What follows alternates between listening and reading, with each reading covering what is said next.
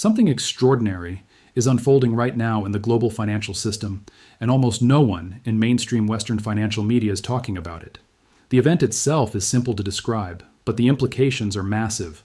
When you place the pieces together and connect what is happening in China with what is occurring across global bond markets, the picture becomes impossible to ignore. We are watching the early stages of a structural shift in the global monetary system. This is not speculation, and it is not theory. It is happening right now in real time, and the data coming out of Asia makes that reality unmistakably clear. The headline that should be dominating financial news across the world is this: one of the largest banks on earth, China Construction Bank, is currently selling silver panda coins for the equivalent of $137 per ounce. That number needs to be repeated because it is so difficult to comprehend at first glance. $137 per ounce for silver in China. At the exact same moment, the price quoted by Western futures markets, particularly the COMEX exchange in the United States, is hovering around $32 per ounce. The gap between those two prices represents a premium of more than 300%. That difference is not a rounding error, and it is not a minor market inefficiency. It is a massive divergence between two completely different systems of price discovery. To understand how dramatic this shift is, consider where these prices stood only a few years ago. 5 years earlier, the exact same silver panda coins sold for roughly $25 per ounce. Today, those coins are priced at $137 through official banking channels. This represents an enormous increase in value over a relatively short period of time, and it demonstrates that the demand for physical precious metals inside China has reached levels rarely seen in modern financial history. What makes the situation even more significant is that these coins are not rare collectibles or limited edition items designed for numismatic investors. They are standard 1-ounce silver coins produced in large quantities and distributed through ordinary banking networks to regular retail buyers. In other words, this is not a collector premium. This is not a rare coin market anomaly. This is the retail price of physical silver being offered by one of the largest financial institutions in the world to everyday citizens. The implication of that fact is profound. If ordinary people are paying more than 4 times the Western paper price for a single ounce of physical silver, it means the physical market and the paper market are no longer reflecting the same reality. The price quoted on Western futures exchanges represents a financial contract tied to metal. The price being paid by Chinese buyers represents the cost of acquiring the metal itself. That difference between paper contracts and physical supply is where the story truly begins. While the silver situation alone would already be remarkable, the developments surrounding gold inside China are even more dramatic. Several of the largest banks in the country have completely exhausted their inventories of investment-grade gold bars. The Industrial and Commercial Bank of China, commonly known as ICBC, is the largest bank in the world when measured by total assets. The Agricultural Bank of China is another one of the country's massive state-controlled financial institutions. Both of these banks have effectively run out of gold bars available for retail investment. Customers opening their banking applications are seeing the same message repeated across platforms: zero inventory, sold out. Another major financial institution has taken an even more extreme step. The Bank of Communications has halted the sale of gold bars entirely. This is not a temporary stock shortage where banks simply wait for new shipments to arrive. The sales themselves have stopped. When multiple banks of this size can no longer supply basic investment metals to customers, it signals something much larger than a normal fluctuation in supply chains. It signals a surge in demand powerful enough to overwhelm the distribution system. Chinese citizens are rapidly converting financial savings into physical precious metals. The speed of this transition appears to be accelerating rather than slowing. Evidence of this surge can be seen across retail platforms as well. One of the largest online commerce marketplaces in China recently listed standard gold bars at a price equivalent to approximately $5,574 per ounce. At the same moment, the global spot price for gold was roughly $2,900 per ounce depending on the timing of the market quote. This means retail buyers inside China were willingly paying nearly twice the internationally recognized price in order to secure physical gold. What makes the situation even more extraordinary is that buyers are not resisting these prices. They are not waiting for discounts or lower valuations. Instead, they are purchasing as quickly as inventory becomes available, and then waiting for new supply to appear so they can buy again. Online queues form digitally as investors monitor restocking events and attempt to secure additional metal before it disappears once more. In some areas, the shortages have become so severe that traditional investment products are no longer available at all. Physical dealers across the country have reported that standard bullion products are disappearing from shelves entirely. The only gold items still available in certain markets are decorative craft bars, and even those pieces are being sold at prices approaching $6,300 per ounce. Prices at that level do not reflect ordinary enthusiasm. They reflect scarcity. When demand overwhelms supply to that degree, pricing stops following normal reference points and begins to move independently. The implications of this behavior become even clearer when the scale of China's population is considered. The country contains approximately 1.4 billion people. If only 1% of that population decided to purchase a single ounce of silver, the resulting demand would immediately absorb 14 million ounces of metal. That quantity alone represents a substantial portion of the global retail silver supply. For perspective, the entire United States Mint produces roughly 70 million ounces of silver coins in an average year. A single wave of demand from 1% of China's population would consume about 20% of that annual production almost instantly. But current reports suggest that the demand wave may already exceed that level. One of the largest physical precious metals markets in Beijing has reported that resale prices in secondary markets are climbing even higher than the prices offered through banks. Buyers who manage to purchase coins through official channels at $137 per ounce are sometimes able to resell them immediately at even higher prices. That type of behavior only appears during periods of intense buying pressure. It indicates that supply is struggling to keep pace with demand. This phenomenon is not simply a local curiosity within the Chinese market. It has implications for the global pricing system that determines the value of precious metals worldwide. The reason is simple. International prices for gold and silver are primarily determined by paper trading platforms. The COMEX exchange in the United States sets the global benchmark price for silver, while the London Bullion Market Association plays a major role in determining the benchmark price for gold. These systems operate largely through futures contracts and financial instruments that represent metal rather than through the direct exchange of physical bullion. Under normal conditions, this structure works efficiently because the paper contracts remain closely aligned with the physical market. Traders can convert contracts into metal when necessary, and arbitrage opportunities keep prices relatively consistent across regions. But when the physical market begins diverging dramatically from paper prices, the stability of that system starts to weaken.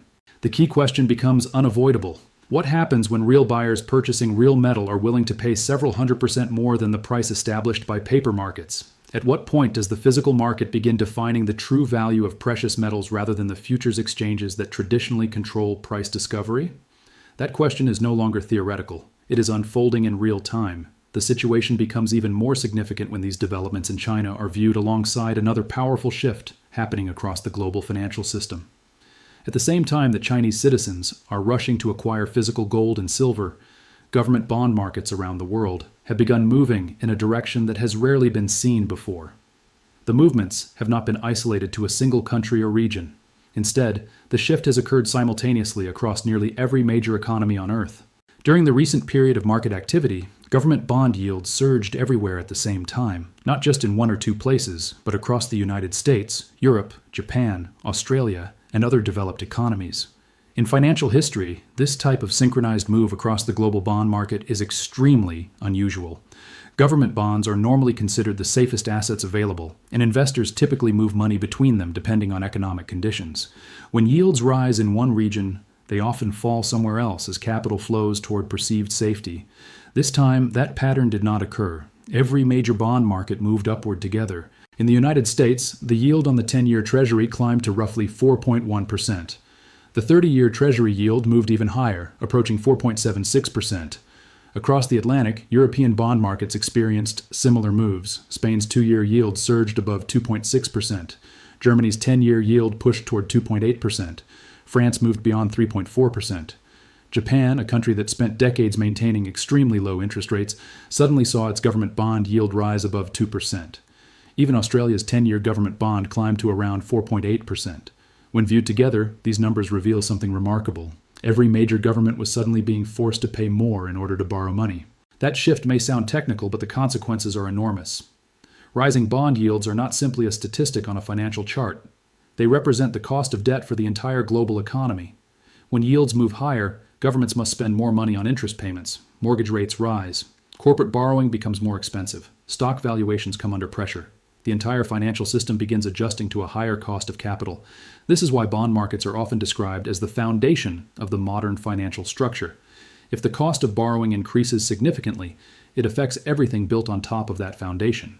To understand why this matters, consider the scale of government debt around the world. The United States alone carries national debt measured in tens of trillions of dollars. Even small increases in interest rates translate into billions of dollars in additional annual payments. When yields rise across the entire maturity spectrum of government bonds, those additional costs accumulate rapidly. Now imagine the same process happening simultaneously across every major developed economy. Governments in Europe, Asia, and North America all face similar challenges. Most of them have accumulated enormous debt burdens over the past several decades. If the cost of servicing that debt continues rising, fiscal pressure begins building quickly. For heavily indebted governments, sustained increases in borrowing costs can create what economists sometimes describe as a fiscal spiral. Higher interest payments increase budget deficits, which requires governments to borrow even more money. Borrowing more money can push yields higher still if investors begin demanding greater compensation for the perceived risk. The cycle feeds on itself. This is why the recent movement in global bond yields has attracted the attention of analysts who closely monitor financial stability. When every bond market on Earth shifts upward at the same time, it suggests a broader change in investor confidence. Put simply, lenders may be starting to question the long-term reliability of government debt. Now consider how this development connects with the surge in physical metal demand occurring in China. Both events reflect a similar underlying theme. Confidence in traditional financial assets may be weakening. Government bonds represent promises. When investors purchase them, they are essentially lending money to governments in exchange for future repayment with interest. Those promises are only valuable as long as investors believe the issuing governments will maintain financial stability and preserve the purchasing power of their currencies. Precious metals represent something different. Gold and silver have served as stores of value for thousands of years because they are tangible assets that do not rely on the credit of any institution. When confidence in paper assets begins eroding, demand for tangible assets often increases. This pattern has appeared repeatedly throughout financial history. During periods of uncertainty, investors frequently shift part of their wealth toward assets that exist outside the banking system. The behavior currently visible in China appears to reflect that same instinct on a massive scale.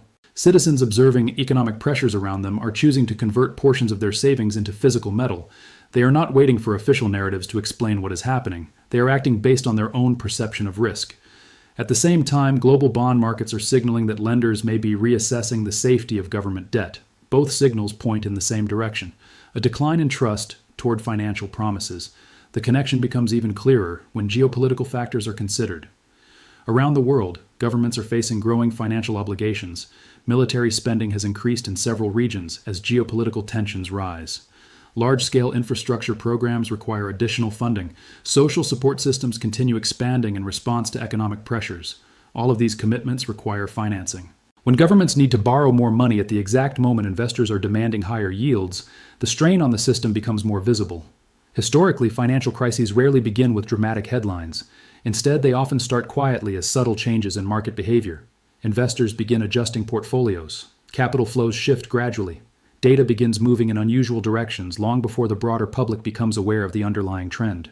In many previous crises, the early warning signs appeared first in bond markets. Before the global financial crisis years ago, stress in credit markets began appearing months before major institutions collapsed. In earlier historical episodes, the pattern was similar. Changes in debt markets frequently signaled deeper problems forming beneath the surface of the economy. Today, the bond market appears to be sending another signal. Rising yields across every major economy indicate that lenders are reassessing risk simultaneously. That kind of synchronized movement rarely occurs without a fundamental reason. At the same moment, physical precious metals are disappearing from retail inventories in one of the world's largest economies. Banks that normally supply investment gold bars have run out of stock. Citizens are paying enormous premiums for silver coins. Secondary markets are bidding prices even higher. Two seemingly different events are unfolding together. On one side of the world, lenders demand greater compensation to hold government debt. On the other side, ordinary savers convert currency into tangible metal. Both behaviors reflect a common theme. The stability of paper-based financial systems is being questioned. That does not necessarily mean an immediate crisis will occur. Financial systems can adjust gradually as central banks and governments respond to changing conditions. Policymakers possess powerful tools to stabilize markets when necessary. Central banks can purchase government bonds directly, injecting liquidity into financial systems and lowering yields if they rise too quickly. This strategy, often referred to as quantitative easing, has been used repeatedly during periods of economic stress. Other measures, such as yield curve control, can also be implemented to limit how high borrowing costs climb. Because these tools exist, it is possible that the recent surge in bond yields represents a temporary adjustment rather than a permanent shift. Similarly, the extraordinary premiums being paid for physical metals in China could remain localized. China operates under a different financial structure compared with many Western economies. Capital controls restrict how easily money can move outside the country. Investment options available to citizens are more limited, which may encourage stronger demand for precious metals during uncertain periods.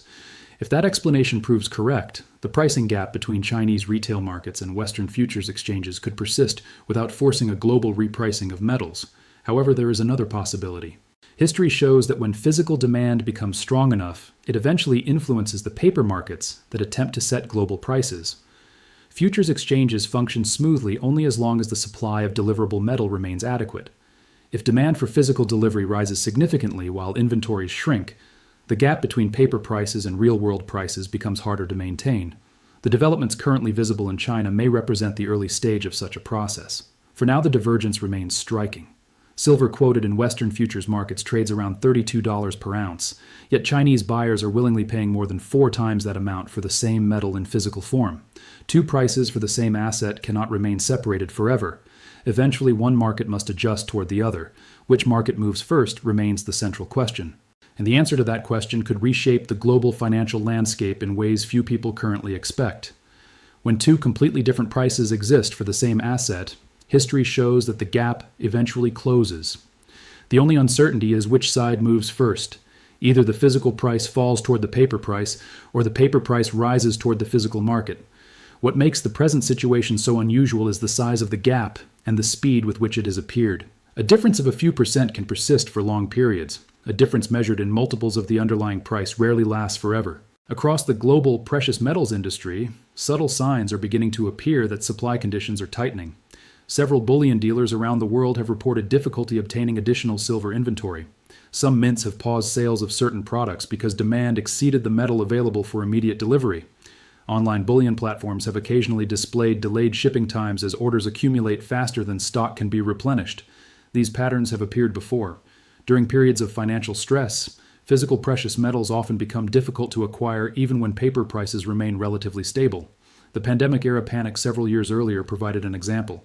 Retail demand surged unexpectedly, premiums increased sharply, and physical products temporarily disappeared from dealer shelves. Eventually, the futures market price adjusted upward and the gap narrowed.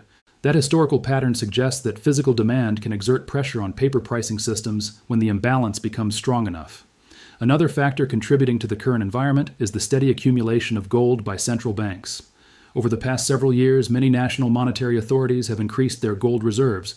Countries across Asia, Eastern Europe, and the Middle East have purchased large quantities of the metal as part of their reserve management strategies. These purchases remove supply from the open market and place it into long-term storage. When central banks become net buyers instead of sellers, the structure of the market changes gradually but meaningfully. Gold held in official reserves rarely returns to circulation quickly. It becomes a strategic asset intended to support national balance sheets during periods of economic stress.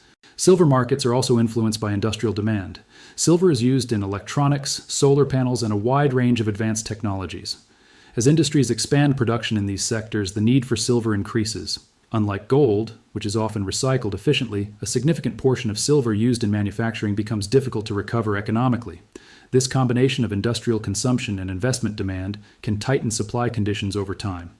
When these factors are placed together with the surge of retail demand observed in China, the supply and demand balance for physical metal begins to look increasingly constrained. If large populations start converting savings into precious metals while industrial users continue consuming silver for manufacturing, the available pool of metal in the marketplace may shrink faster than many analysts expect. Meanwhile, the paper markets that establish global prices continue operating primarily through financial contracts rather than physical delivery. This structure works effectively under normal conditions because most traders settle contracts financially instead of requesting metal. Only a small percentage of futures contracts ever result in physical delivery. But the credibility of that system depends on the assumption that metal would be available if a larger number of participants demanded it. If that assumption begins to weaken, confidence in paper pricing mechanisms can erode. At the same time, the signals coming from global bond markets remain important. Rising government bond yields indicate that lenders are asking for higher compensation to hold sovereign debt. When the safest assets in the financial system begin carrying higher yields, it reflects changing perceptions of risk. Investors may be demanding greater returns because they expect higher inflation in the future or because they believe government debt levels are becoming more difficult to manage. Inflation erodes the purchasing power of currency. When inflation expectations rise, investors often seek assets that historically retain value during periods of monetary expansion. Precious metals have frequently served that role. If inflation expectations continue increasing while trust in government debt declines, the environment can become favorable for tangible assets, such as gold and silver. However, markets rarely move in straight lines. There are scenarios where the present tensions resolve without a dramatic shift. Central banks possess significant influence over financial systems. If bond yields rise too quickly, monetary authorities can intervene by purchasing bonds, injecting liquidity, and stabilizing borrowing costs. Such actions have been used repeatedly in previous economic cycles. Should central banks deploy those tools again, bond yields could stabilize and confidence in government debt might improve. Likewise, the extraordinary premiums currently seen in parts of the Chinese precious metals market might diminish if supply increases. Additional mining production or improved distribution could reduce shortages and bring retail prices closer to global benchmarks. These possibilities cannot be ignored. Financial systems are complex, and outcomes rarely follow a single predetermined path. Yet there is also a powerful argument pointing in the opposite direction. Throughout economic history, the underlying laws of supply and demand eventually reassert themselves even when temporary distortions appear in markets. When the price of a physical commodity diverges dramatically from the cost of acquiring that commodity in reality, the imbalance tends to correct itself over time. If real-world buyers are consistently willing to pay several times more than the price quoted on paper exchanges, the pressure to adjust becomes stronger. In the case of silver, the difference between $32 per ounce and $137 per ounce represents a disparity that is difficult to sustain indefinitely. One of those numbers must eventually move closer to the other. Observing how this convergence occurs will reveal much about the structure of the modern financial system. For analysts monitoring these developments, several indicators deserve close attention in the coming period. One of the most important will be the behavior of precious metals markets in Asia. Trading centers such as Shanghai and Hong Kong often react to physical demand earlier than Western markets. If prices in those regions continue rising while Western futures markets attempt to push prices lower, it would suggest that physical demand is exerting increasing influence. Bond yields will also remain critical. If borrowing costs continue climbing across multiple economies despite policy efforts to stabilize them, it may signal that the global trust dynamic is shifting more deeply than many expect. Another important indicator will be the inventory levels held by bullion dealers and banks. When precious metals become difficult to obtain, even at elevated prices, it indicates that supply constraints are tightening. Conversely, if inventories rebuild quickly and premiums decline, the market may be stabilizing. Chinese banking inventories will provide particularly useful information. When major banks that previously sold out of gold bars begin restocking, the price levels at which they offer new inventory will reveal how conditions are evolving. If restocked metal appears at even higher prices, it would suggest that demand continues exceeding supply. Finally, the purchasing behavior of central banks should be monitored closely. If monetary authorities continue adding to their gold reserves, they may be signaling a long-term strategy of diversifying away from traditional reserve assets. Taken together, these factors form a complex but revealing picture. One element of that picture is already clear. Precious metals are attracting renewed attention from both private citizens and institutional buyers. Another element is equally visible. Global debt markets are experiencing a period of adjustment as investors reconsider the risks associated with sovereign borrowing. Both developments revolve around a common theme: trust. When confidence in paper promises is strong, investors are comfortable holding financial assets denominated in currency. When that confidence weakens, tangible stores of value often regain importance. At the moment, the signals emerging from different corners of the world suggest that many participants are reevaluating how they store wealth. In one region, ordinary citizens stand in digital lines waiting for the opportunity to purchase gold bars or silver coins. They are willing to pay extraordinary premiums simply to obtain physical metal. In another region, lenders demand higher yields before agreeing to finance government debt. Each action represents a decision about where value is safest. Financial history demonstrates that such decisions can shape entire economic eras. When large populations change their behavior simultaneously, markets adjust to accommodate the shift. The events unfolding today may represent the early stages of such a transition. Whether the adjustment occurs gradually or suddenly remains uncertain. Financial systems are resilient and capable of adapting through policy responses, innovation, and shifting capital flows. Yet even resilient systems are ultimately governed by the same basic economic forces that have operated for centuries. Supply must meet demand, promises must maintain credibility, And when those conditions begin to change, markets respond. For now, the world is watching two powerful signals at the same time. Physical precious metals are disappearing from shelves in one of the largest economies on Earth, while government borrowing costs are rising across nearly every developed nation. Those signals may be telling a story about the future direction of global finance. Exactly how that story unfolds will become clearer as the data continues emerging. But the early chapters are already being written.